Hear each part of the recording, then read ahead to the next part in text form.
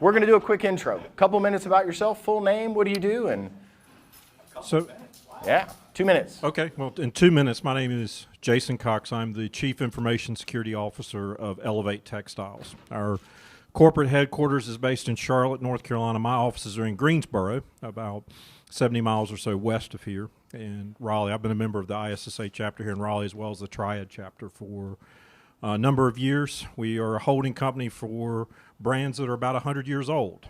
Cone Denim, Burlington Industries, which makes a lot of fabric and made barrier fabric, which was big business, as you might imagine, during the pandemic. We have a company called Safety Components in Greenville, South Carolina, and we are the world's second largest manufacturer of thread. I'm sitting next to the world's largest manufacturer of thread by coincidence, through American and Eford and Guterman. And yes, Benjamin and I are still friends. So, All right. Thank you, sir. Welcome. All right, so Benjamin Coral. I am the CISO for Coates, or Coates Group, Coates & Clark. It is about a 270-year-old company. It is headquartered out of London. So pre-COVID, it meant I got quarterly trips over to Europe, which was very nice. One of these years that'll pick back up again. Our U.S. headquarters is out of Charlotte, but I work out of my home office in Garner, so the commute's still a little bit long. We are an industrial thread manufacturer. I already mentioned that. I've been with Coates for 5-ish years at this point, and own everything from a cyber perspective for operations, GRC, governance, and the data protection officer, which I was able to pawn off on a lawyer earlier this year. So,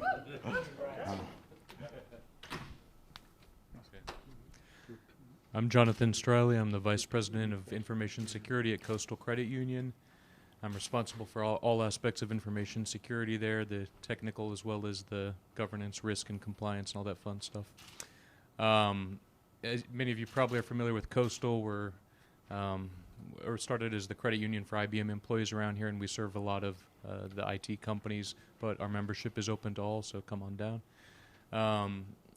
I'm passionate about tech. I got into security because I love pen testing and things like that. I've traded the hands-on keyboard for a management role and the excitement and challenges of that, and I'm loving it. And you know why it's important that he's there? Because that's where I bank. Yay. Okay, I'm Kurt Wassersug. I'm a vice president with Sepio, and one of the things that we're going to discuss today is, really education about a different data source, what we'll talk about. But, my background, I've been in cybersecurity for about 20 years. I have been on both the offensive and the defensive side. I am on the vendor side right now, but I have worked with a lot of very large enterprises and truly understand the challenges that everybody faces. And thank you for inviting me here tonight as well. Hey everyone, I'm really glad that I can be here tonight. My name is Wayne Proctor. I've come over from the Greensboro area, working in Winston-Salem currently.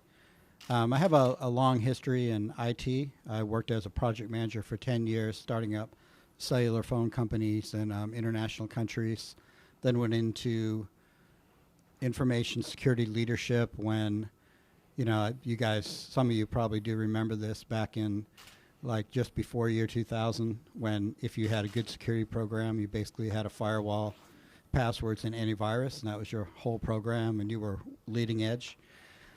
So I've worked in information security, been CISO for 7 different companies, the largest being UPS. And now I'm here local, and I've really changed direction, focusing on privacy, starting up and maturing privacy programs. And it's really a great, exciting space to be in. So anyway, glad I can be here and hope that this helps you all. Hang on to the mic. All right, so we want to say hi. A round of applause for everyone. Yes. So the good-looking guy over there, Mike, in that blue shirt, is with Sepio as well. A little to do. Give him a round of applause. So love Mike being here. He's one of ours. All right, so let's go ahead and kick it off. Now, audience participation is important, and I'll explain why as money's flying around. So we like money. So we're going to start here on the left. We want to talk really about asset management. So, And we got some participation. I know Mr. Kessler, I'm eyeing you, so stay close. And yep, JJ as well, so we're going to have some questions. So asset management. So we're going to start with you, Wayne. Asset management, why is it important for your company, in your experience? A couple minutes, tell us. Asset management is so important. Actually, one of the things that I did in one of my last companies that I worked in as CISO was actually worked at a deal where information security took over all of the asset management from the Go ahead. Go ahead. Hold both. Hold both like this. Yep. Nope. You're gonna need it. You're gonna need both. Yep. All right. So anyway, what I was saying is that in one of the last companies where I was CISO, we actually got to change over responsibility for asset management. So it was an information security responsibility, not the infrastructure team. And that was a pretty big change. And why we really thought that was important is because we're protecting the environment. We need to understand the environment, which is really what asset management comes down to. So really, I remember going to a lot of meetings where people in the meetings would report that we didn't know what was connected to our network. We knew maybe up to 60% of it, but the rest of it we just didn't know. And you know, after you hear that enough, you start to get dull to it and start to accept it, but it's really not acceptable. You really got to know what's on your network. It's a risk. So that's one of the big reason why I think asset management is so important. Okay, let's pass it down. Let's get a couple of minutes on why asset management is important from each speaker. I have a loud voice, so I think everybody could probably hear me. If you can't, let me know. I can move to this one as well. But, you know, I just wanted to echo what Wayne said. You know, if we think about asset management, it's about accepting risk. You know, in cybersecurity, the goal is to reduce our risk. And how do we do that? Increase our visibility. I always say visibility and risk are inversely proportional, meaning I increase my visibility, I'm going to reduce my risk. I'm not going to eliminate it.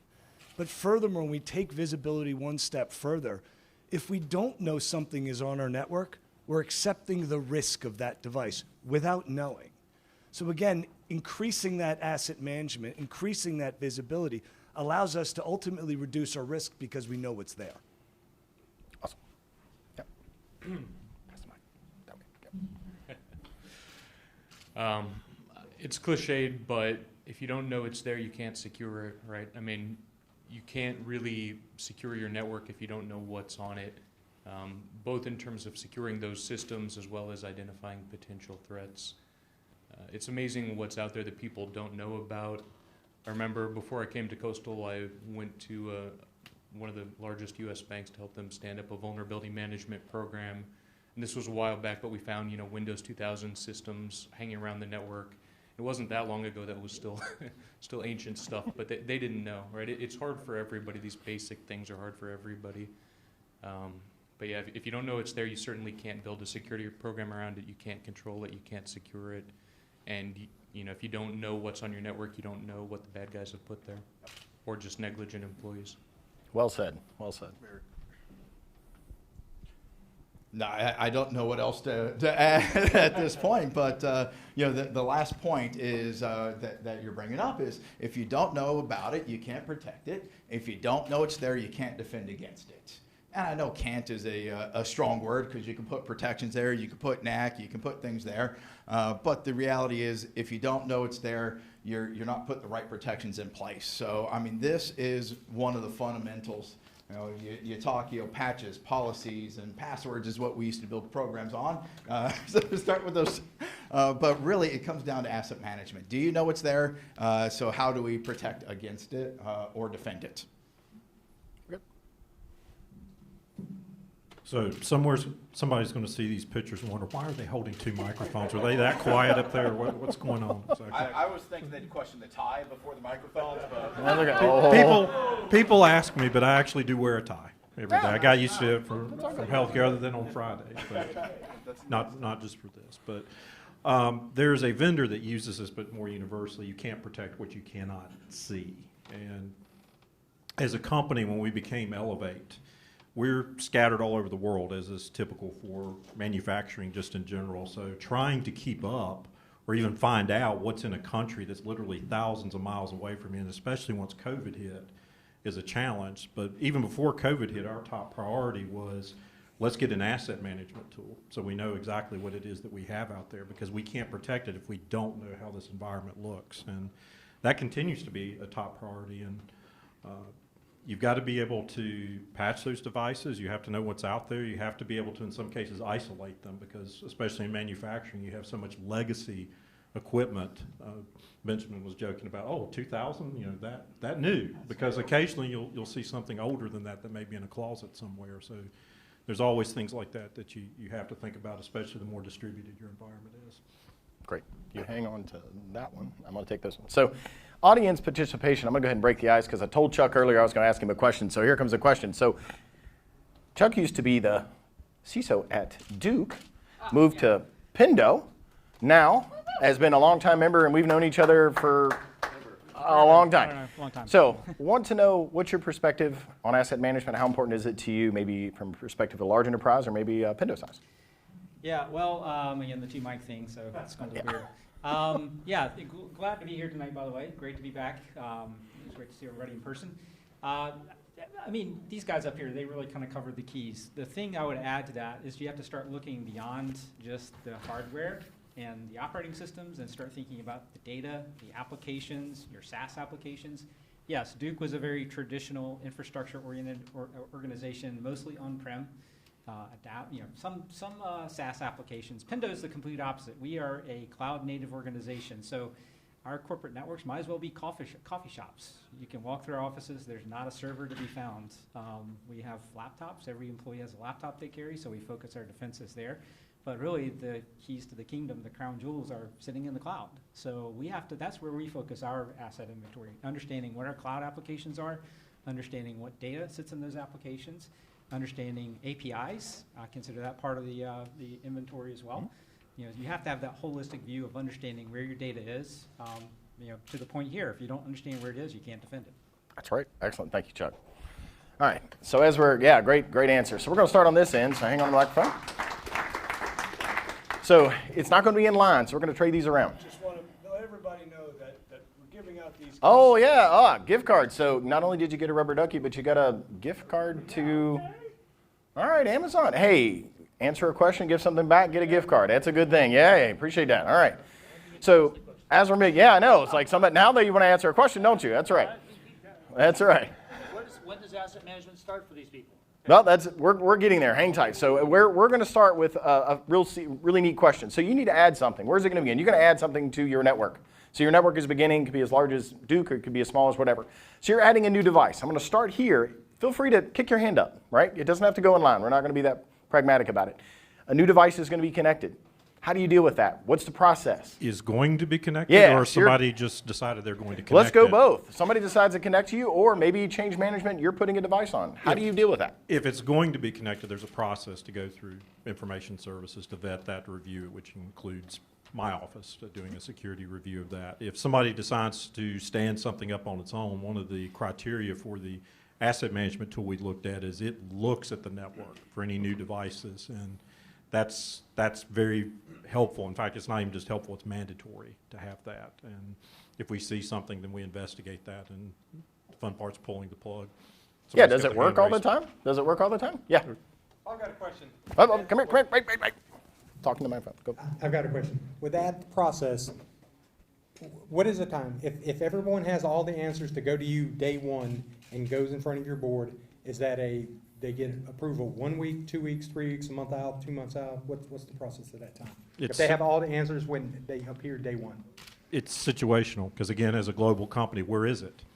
There are supply chain problems right now. I mean, is it something where we know you need this asset, but you haven't acquired it yet, and what's the lead time on getting that? So things are quite a bit different, I would say, now than they have been in the last 2 or 3 years because of that. Excellent. Let's pass it down. So, yep. Double fisted again. So one of the things as we talk about this, I'm not going to talk about the process of onboarding new equipment, but one of the things I want to make sure that we focus on is not just on the network. You know, we have so many IoT devices, and with work from anywhere, as what the gentleman from over there mentioned, is it's coffee shops anywhere, work from anywhere. We now have devices that are connected to the peripherals as well, or the endpoints, the peripheral components, they're connected in there. So, it's not even just the network. We need to understand what are our users connecting as they're entering our network as well. Okay, hang on to it. Now we got questions. It's getting lively now. We may go crazy and go off script. Anybody else want to tag that up on the panel? All right. Yes, we got one more, and then Valdez. Be ready for this one. So it's not just adding and things that are showing up on the network. We also got to think about what's not there that was there yesterday. So it's what things are disappearing. In our factories, we could have these these Linksys things just showing up because somebody wants to extend the Wi-Fi because it just wasn't great for them in our factories. And again, this could be anywhere in the world. All of a sudden, I've got the entire Wi-Fi dropping for a factory because somebody's added that in there. But it's also what's not there that was there yesterday or last week. So it's not just what's added, but what's not there anymore. Excellent. All right, so Valdez, this is Valdez Ladd, one of my favorite people. Let me pause for a second because I want to brag on Valdez. You know the reason why I have my CISSP? You know why? Because he gave me a book when I first started with the Raleigh ISSA chapter when I couldn't afford one. That is amazing, a long time ago. So great man here. Fire away with your questions, sir. You got it, brother. Okay, I want to talk about the big hidden animal, broken trust. From the vendor perspective, I won't mention my company, but I often find that due diligence, we have incredible documentation in our healthcare industry to a level that I find most vendors will find shocking. However, I'm finding more and more broken trust because of the number of ransomware attacks, and we're being asked to take a document that's been legally approved, pushed out, and reviewed to the 9 yards, documenting a certain application which I cannot name, but we're asked, hey, we require that you must attend this online conference with security experts, and you will explain it because you are the designer, you are selling this company, you represent everyone behind that company. I'm not a legal officer, I can only read that document to due diligence. However, I help my fellow co-workers because I happen to be overeducated. And I come to ISSA for real steroid power!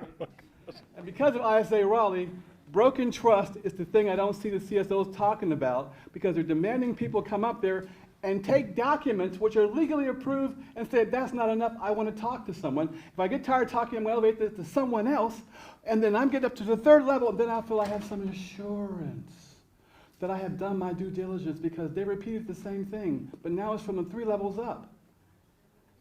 Who hurt you? Woo! So the question is, how do you repair a broken trust when you require documentation, but you require a talking head when you're not reaching the appropriate levels?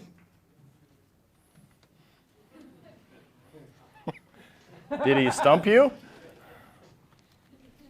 Let's talk offline. Hold on. All right, so hold on. Let's table that. One second. All right, so Which is why I'm saying let's talk offline. Yeah, so I know how deep we're going to go. Rabbit hole. We'll stay out of the rabbit hole, so let's not do that. So we'll pause for just 1 second.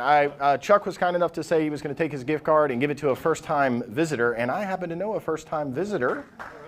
Stand up, Elijah. Come on. I wanted to say thank you. So this is Elijah, first-time visitor. Aaron is his father, big member, always helping with the Cyber Patriots. What a give back, so I wanted to give that to him. So thank you, Chuck. All right, so let's grab another question. Andre Hendry, you're next. I'll be right with you, Shelley. Oh, Andre doesn't need one. No, I know Andre doesn't need one, but the people need to hear him. Stand up. Here, right here. Hi, so the question is... Talk interrupts just No.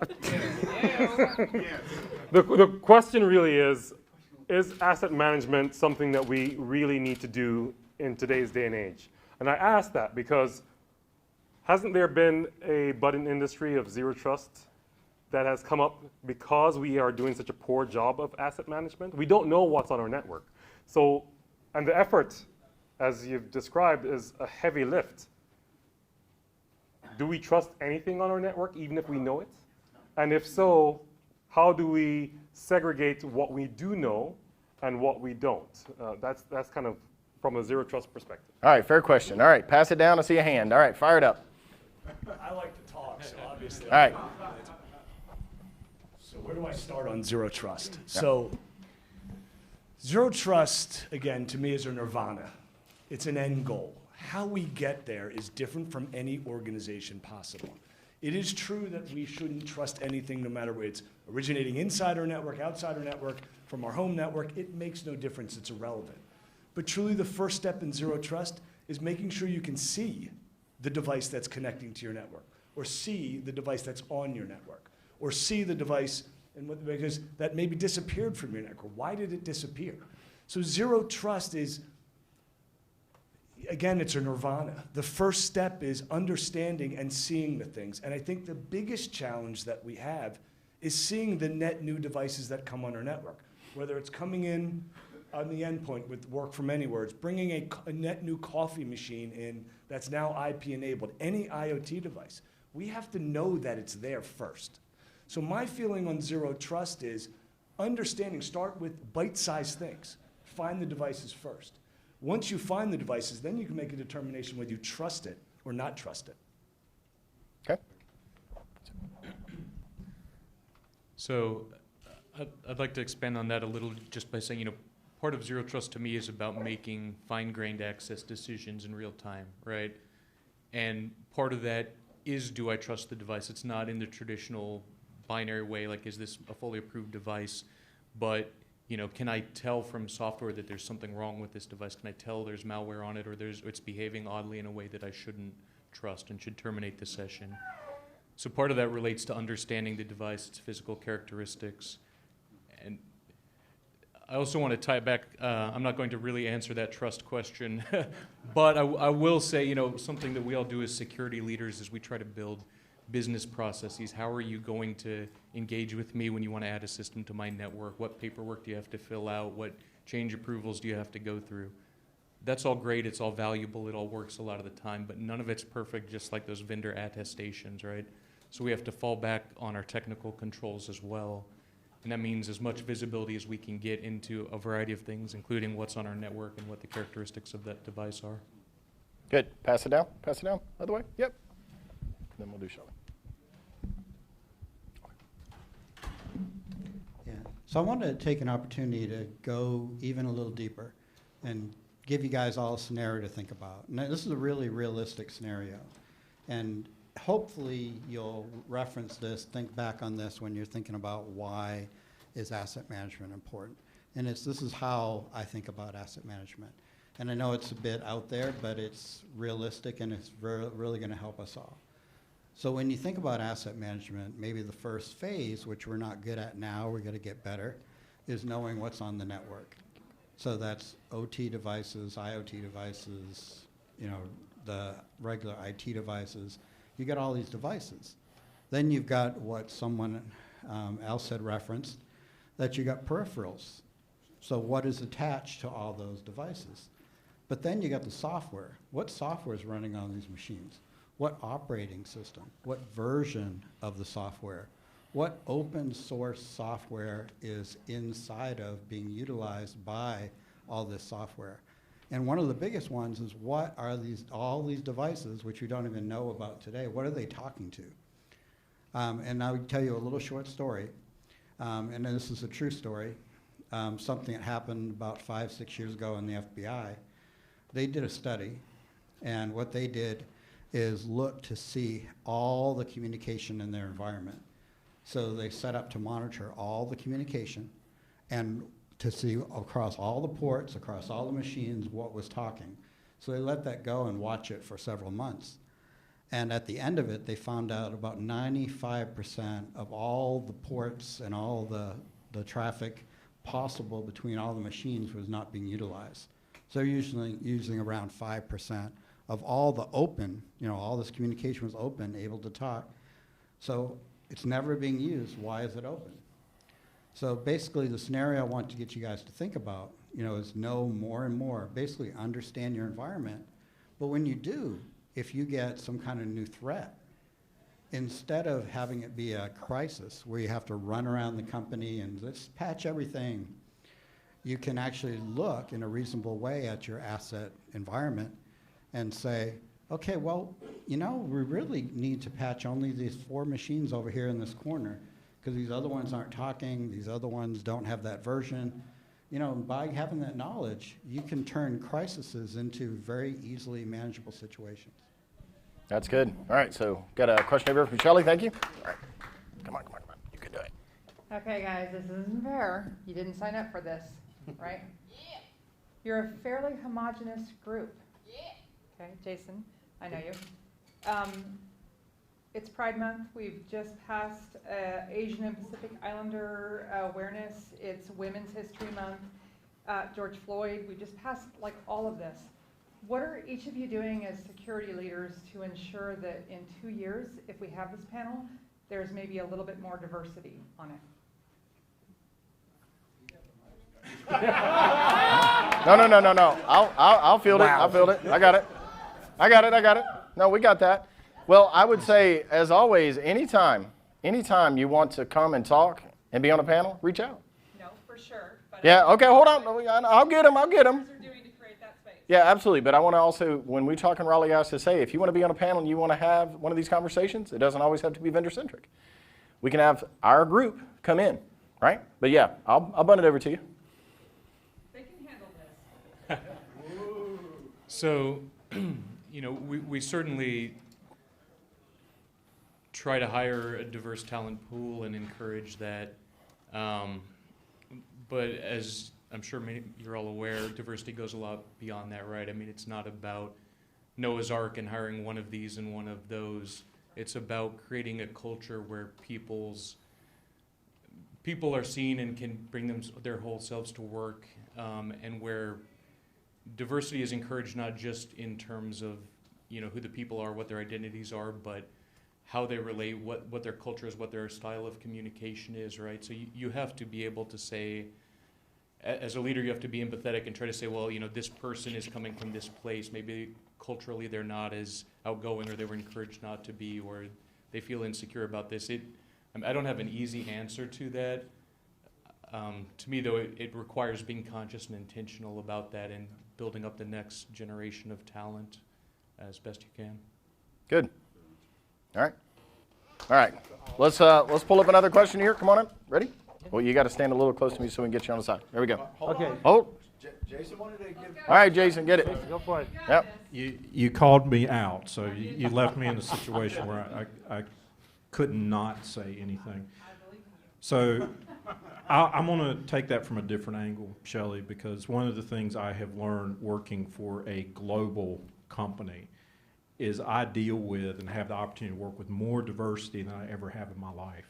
I have people in Asia, I have Sri Lankans, I have people in Bangladesh. I'm going to leave a country out with lots in Latin America. Great folks, some of the best I've ever worked with. Our lead network architect lives in Costa Rica. He's exceptional. Absolutely one of the best I've ever worked with. So it's more than just the color of your skin, your preferences and all that. It's the opportunity we have to recruit from and learn from people at other global sites in our company. The hard part's bringing them to the U.S. for any type of speaking I'll get you. opportunity or anything like that. Internally, we don't have that much staff. Part of it would be having to have openings to bring somebody in, I will admit. But my IT compliance manager, who is one of the wisest people I've ever worked with and is a dear friend, and I asked to work with her, is an African-American woman. And she is tremendous. I mean, she sees things that I don't. I very much value her perspective about things. So you do have to be intentional about it. Sometimes you're limited as far as what you have as far as openings and staffing. But I will tell you, and this because I came out of healthcare, it is very different working in a global company than it is in a hospital setting or healthcare, or even just a company that's based here just in the U.S. You learn an awful lot about diversity very quickly from that. And it's fun. I never imagined I'd get to talk to people all over the earth the way I do. And I literally get to do that every day. Andre, did you have a follow-up? You look like you're Hang on to that. Hang on to that. We're going to give Chuck. Hold on. All right. All right. As part Native American, I appreciate that, but here's the question for you. Y'all have talked about technology. That's great. Y'all are CISOs. What's your job? Your job is a business person.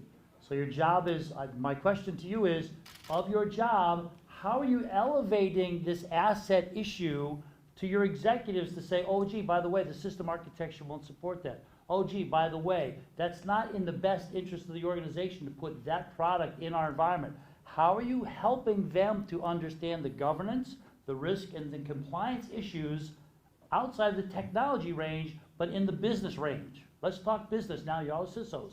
Let's talk business. All right. Ready to go? Really? Yes. Look, No. No, absolutely. These are business decisions, and you are a business leader. So when I'm sitting there and they want to bring this water effluent monitor, they want to put it on the network. We're putting it on the network. It's not a if, but it's how are we going to do this. So this is what it's going to require to safely put this on the network. I'm going to send it through my architects. My job is to make the guardrails and then explain those guardrails and give the reason why. Why am I putting these guidelines in place? And then the business stays inside those guardrails. If they need to exit those guardrails for a reason, there's a process for that as well. Risk acceptance, who's going to accept the risk, but again, it's going to be consciously made. So again, you go to the business, you explain the reason why, this is what we're doing, why we're doing it, and allow the business to make that decision. That's how I start with it. Yep. I couldn't agree more. I think that's all the way it's done. The only other thing I'd say is you have to meet folks where they are at their level of understanding. And I forget the exact wording you used, but it's something like, how do you help them understand, right? And that's key. Being a security leader, one of the hardest things you learn moving from being a technical person is how to understand the business, and that you're not there to set rules, you're there to empower the business. And so to be that bridge, you really have to help them understand what is the risk, what are the trade-offs, how do you do what the business needs to do safely, and that's setting guardrails, and it's also having conversations about trade-offs, right? How much risk can we accept? Well, if you don't like that guardrail, maybe we do this instead. So you have to be flexible, and you have to have those conversations and build the relationships that make that possible.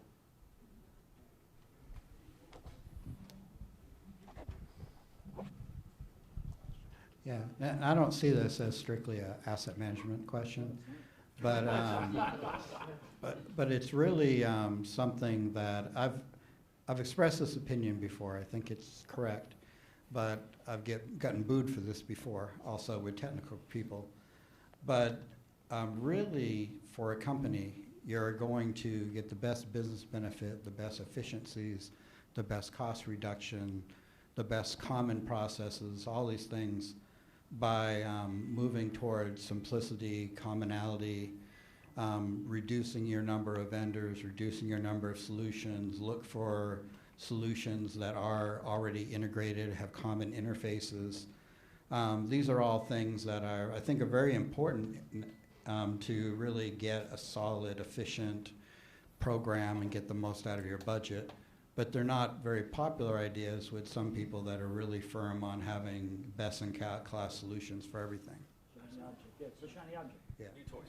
New toys. Yeah, so that's great. So the comment, and one thing I want you to do is, as we're talking about these, mention part of the question. So as we go through the question, we're actually getting feeds from LinkedIn, by the way. As I'm picking up my phone, people are like, yes, I want to be part of that. And yes, I got a question, and a lot of hell yeah, we want to do another panel. So we'll probably make this as a good thing. So absolutely, you're on the next panel. All of you, welcome. So we got another question, so you're going to lean in a little bit. Go ahead. You want to cuddle? Yeah, we'll cuddle. We'll cuddle. All right. Hey, guys. Okay, so we've talked a lot about how asset management is this huge thing to tackle. As an offset guy, like, it's the #1 reason why we get into your networks and pwn everything. And that comes from having too many sources of truth, right? You have your EDR telling you what you have your NAC telling you what you have, your ICS is going to have something completely different. So how do you guys, at your respective companies, as large as you guys are, how do you guys tackle those many sources of truth and manage all that? Yeah, this is the hot potato mic. Yeah, it's like, here, Pat, you answer that. Yeah. All right, pass it along. All right, first blood, go. All right.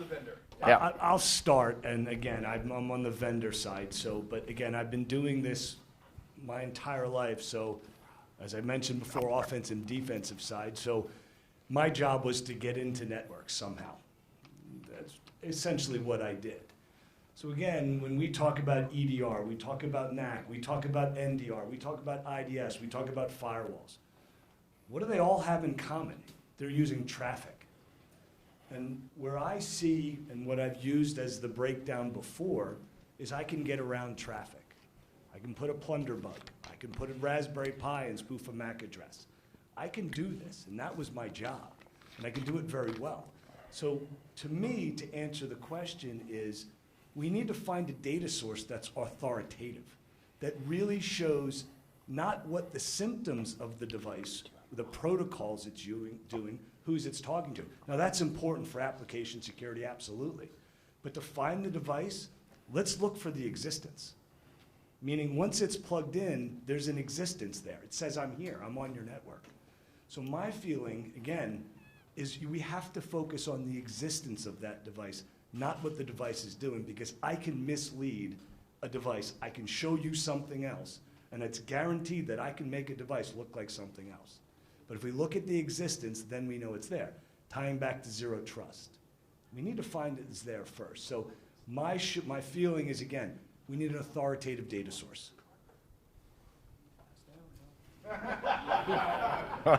Come on, guys, it's good. Get in there. You're certainly better off the more authoritative of a data source you can get, and Sepio is very good at that. At the end of the day, you also have to build business process, right? Because most tools are imperfect. You have to say, this is our starting point, this is pretty accurate. How are we going to keep it accurate over time? How are we going to have change management processes and things like that to keep it accurate? And that's not fun or exciting, but it's hygiene. It's just the basics of getting things done.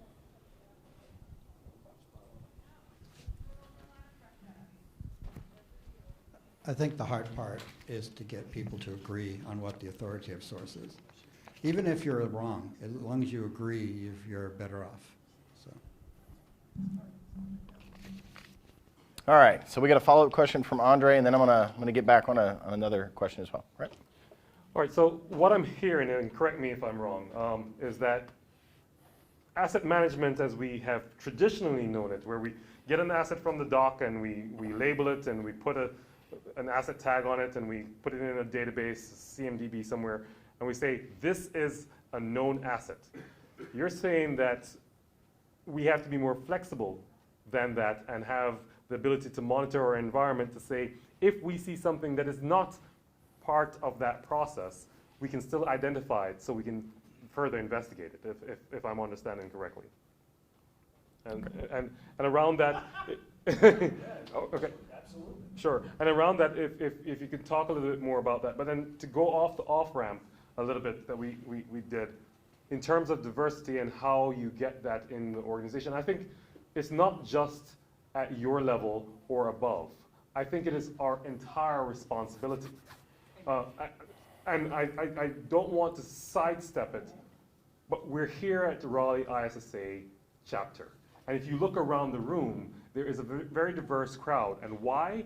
Because we're inclusive. And why are we inclusive? Because we know that by diversity, we are stronger.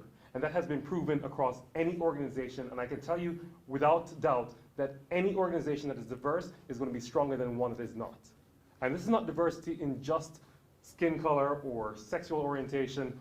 This is about diversity in mindset and frame of mind. And I think it's our entire responsibility. Because if we look around the room, there's students in here, high school students in here. We have CISOs, we have CEOs, we have company owners. And I think it's important that as we walk through life in our business aspect, we take the opportunity to uplift each other and ensure that we're positioning, especially our younger generation, to be able to replace us, regardless of whatever orientation they claim. And so I think it is our entire responsibility. But if you could go back to the assets and how we manage that, that would be great. All right, so let me dovetail that and get you, JJ. So where are the gaps? So I think that's one of the things we're kind of dancing around. Where are the gaps? What do you see from your vantage point? Before we answer that question, we're going to let JJ answer a question. Come a little closer. Oh. This is awkward. I know.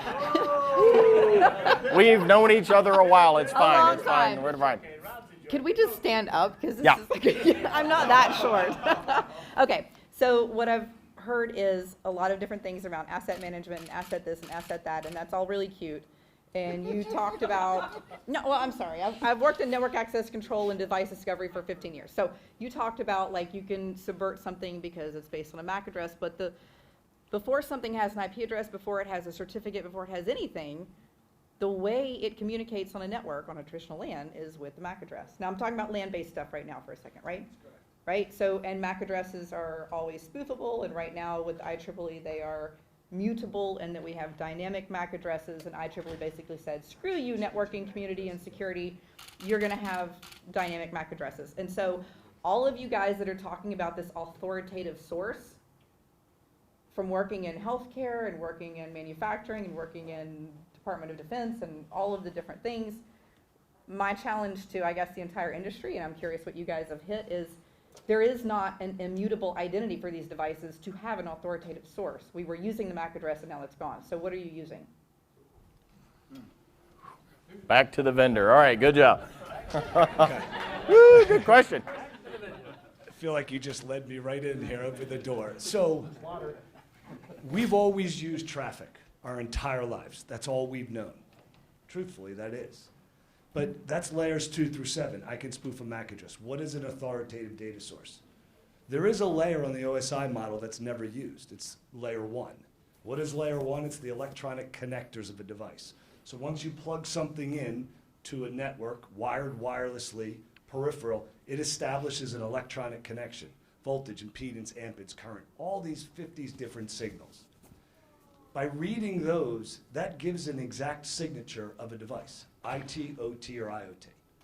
So what we're saying, what I'm leading towards is we need to use the right data source. If I think about our application security, I don't use my network security tools to deal with application. Don't get me wrong, application security is important, network security is important. It's a defense in-depth approach. But if for device discovery, if I can spoof all of that, we need to find a different data source that's unspoofable, that doesn't look at your data, no PII, no PHI, that doesn't stay in line. Why should I have to deploy more hardware to find the existing hardware on your network? I should be able to use data that exists. And truthfully, layer 1 exists on a network. It's always been there. It sits on enterprise class switches. They're just show commands on the switch itself that look at the electronic signals. So to answer your question, the authoritative data source that will find the existence of every device, and that's what it goes back to, look for the existence, not the symptoms. And truly, layer 1, the electronic signals of any device, shows the existence. Oh. Okay, it can't communicate without a MAC address. Sure it can. Right? No. Okay. Lean in, lean So in, lean wait in, a lean in. minute. So okay, I see where you're going. So when you talk about communicating, that means you're talking about the devices doing something on a network, correct? Right. Okay.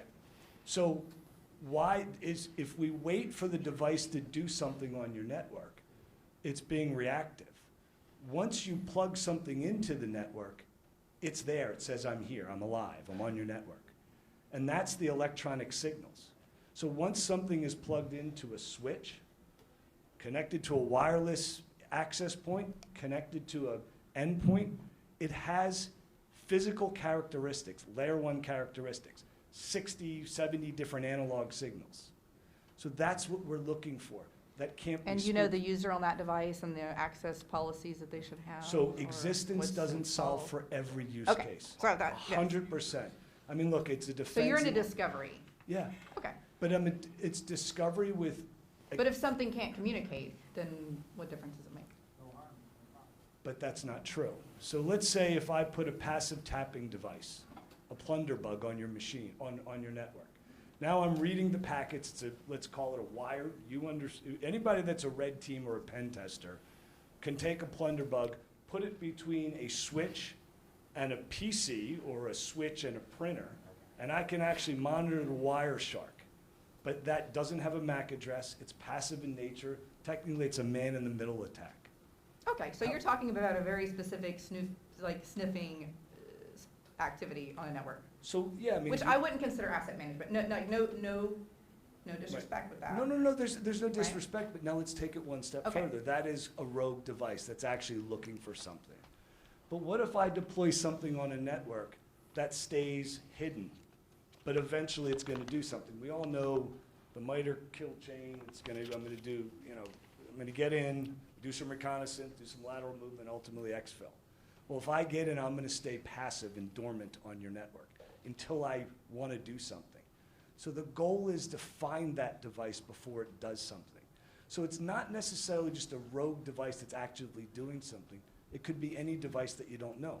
For example, let's say I bring in a coffee pot.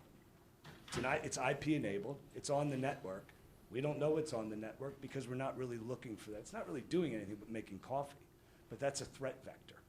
So let's determine the presence of that device or the existence of that device. I don't want to monopolize the conversation. I'm having like Tempest flashbacks here. Okay. All right, so we got another one here, and then we've got to shift to another question because we got 10-minute warning. Go ahead. Okay, so I kind of see what you're saying there. I can poke a whole bunch of holes, but that's Sure. rabbit trailing, and I'm Please. not going to. If we actually consider how the majority of our devices are connecting to the network, they're not connecting to that wired network. They're actually connecting to Wi-Fi. Correct. In which case, all of that goes away and/or can be spoofed. Because when you start talking about crafting 802.11 packets, that's really easy to do. So now what you're talking about a single use case that completely goes away when the majority of our clients today are Wi-Fi connected. They're not connecting to LAN. So what if we use the SSID and BSSID to determine the presence of that device and potentially what that device is connected to a wireless access point? So again, go ahead. How far do I rabbit trail? Again, that's so easy to do. It really doesn't tell us anything. Okay. That really doesn't tell us anything at all. You're talking about MAC addresses, and you're talking about and this just happens to be my passion. So you'll have to. Yeah. He said BSSID. It's MAC address. Oh, well, yeah. So you're talking. It's no different than spoofing a BSSID is no different than spoofing a MAC address. Spoofing even characteristics of that radio card is radio tap because everything that's actually in that radio tap is assembled on the receiver, not by the transmitter. So what actually has to be assembled is easy. There's nothing to that. So when you look at the majority of your devices, everything we're talking about here goes away. Okay. Okay, so we'll bring it back. So great question, great technical people. If you tell our chapter, we're always there. Now, we're not trying to solve everyone's problems, by the way.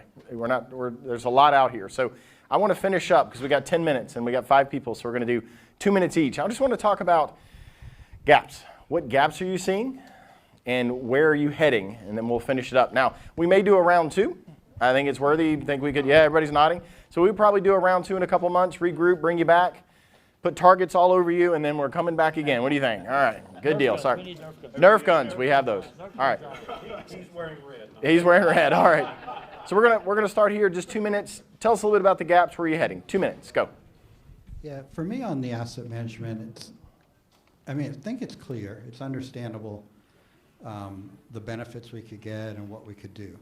I think the gap or the challenge currently is getting the resources, the focus, the cost, the money to really spend on focusing to get that level of knowledge. Because you'll have comments such as, we're doing okay now. We haven't done that in the past. Why do I have to do that now? So it's really getting the maybe education, explaining the use cases, getting maybe start small, move that way, but that's what I see. I just don't see people spending the time to get that level of awareness of their environment. That's good. Yep.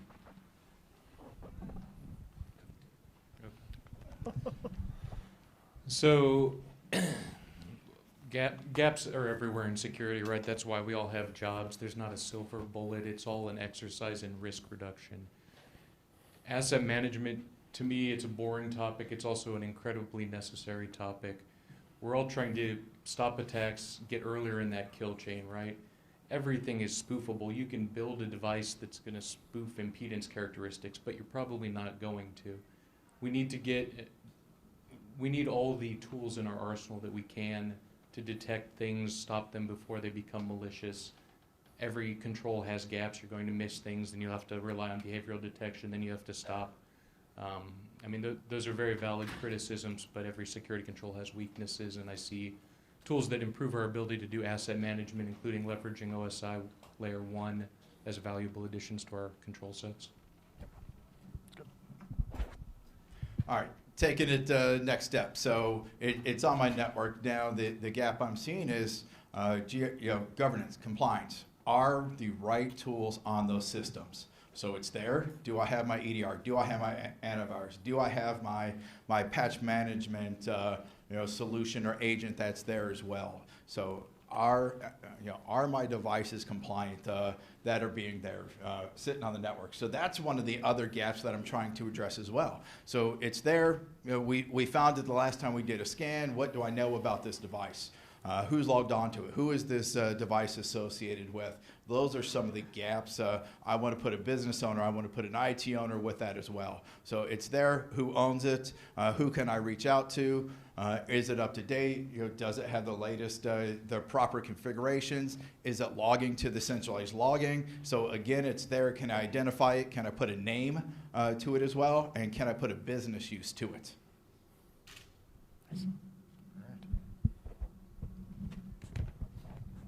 So a couple of things, and I said this to Benjamin before we all came up here as a panel. I think our biggest problem that I have seen in the last decade is we fail at the basics. If you look at where the breaches come from, it's my password is password. Somebody opens 3389 to the internet. Oh, that's not a problem. Hey, I've got remote access. We'll just open up RDP. Problem solved. I mean, these type of things continue to go on a repeat cycle. Let's put the album on repeat over and over and over again. That said, the other problem is people. People are just blissfully unaware. If you look where most of the breaches come from, you have a blissfully ignorant group of people who don't understand technology that are clicking on the phishing email. They're like, what's this? Oh, there's a gift card from a vendor over here. I'm going to go grab that because that'll be good for me, and not think twice about what may be under there.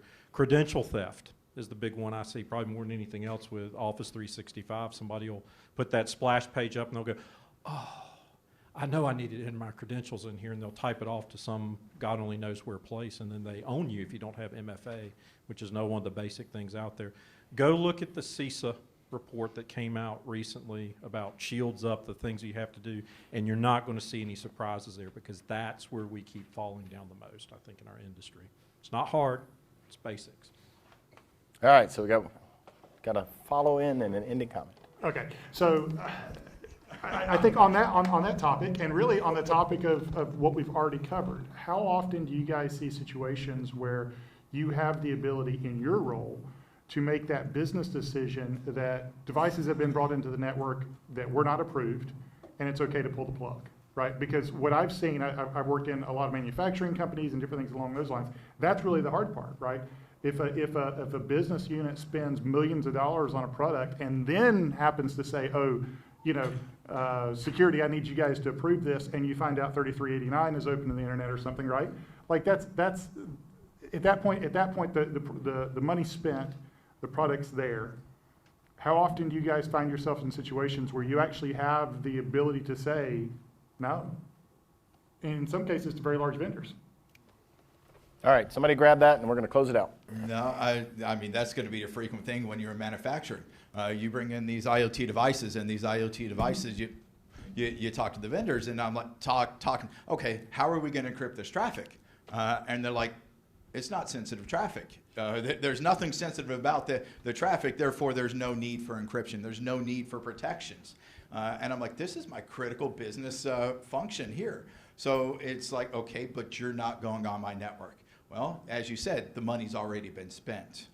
So it's like, okay, how do we now segment this off? How do we take this and say, all right, it's here, business has approved it, business is gone, so it's how can we make this work now?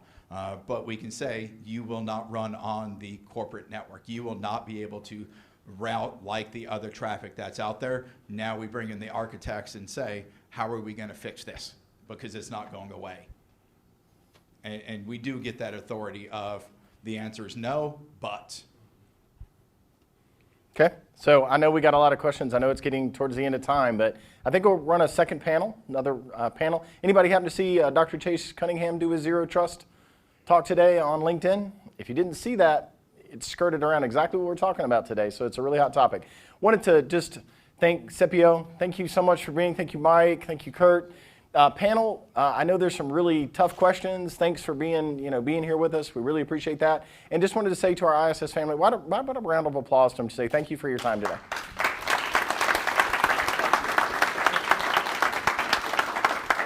All right, so all the CISOs, we've got emails coming out to you. We'd love for you to get more involved with our chapter. Also, to everyone else, I got a challenge for you. I've heard a lot of really good topics here. So anytime I hear really good topics, I think paper for Raleigh ISSA InfoSecon. So any of you have these topics, and yes, I'm looking at you too, make sure you're presenting. And we love you, family. For those online, thanks for joining us online. We're going to go ahead and finish up the meeting. Just one more round of applause, and we'll call it a night. All right, let's sign off. Everybody have a great night. Thanks so much.